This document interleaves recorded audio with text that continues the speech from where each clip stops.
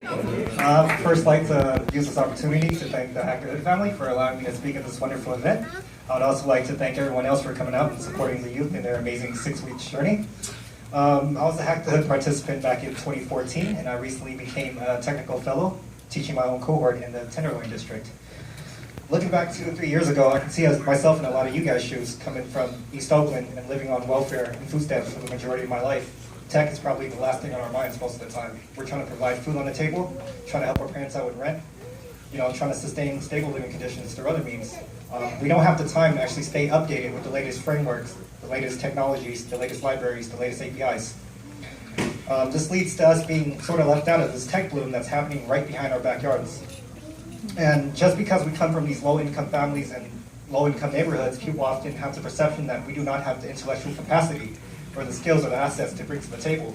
But that's totally wrong. What you guys done is totally inspiring and motivating, right? This takes not a lot of people our age, especially in the 20s, to actually sit in front of a computer for 7 hours a day, or 4 hours a week, 4 days a week, 7 hours a day to design websites. That itself is a demanding skill in the tech industry. Web design is a demanding skill, and you guys have the assets and have the skills to compete. I was lucky enough to be a participant of Hack the Hood back in 2014, and it opened so many opportunities and so many doors that I've never got to experience because of where I come from. I didn't get a chance to ride these tech buses that has a better Wi-Fi connection than what we have in our own homes. I didn't get the chance to eat all the snacks and all the foods without having to worry about the price or the cost. My parents aren't software engineers, and my siblings they don't work at Fortune 500 companies, so it's really, really hard for people like us to actually get our step into the door, and that's what Hack the Hood provides us.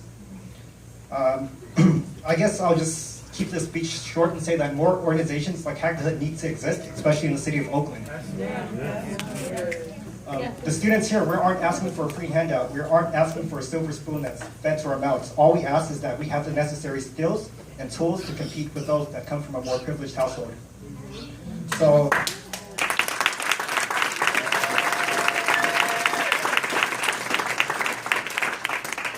Hack the Hood isn't just about building business websites for small businesses. It's about building a community, empowering the youth, the future, and making Oakland stay relevant when it comes to the tech game. So there's only one thing I gotta say, let's all hack the hood together.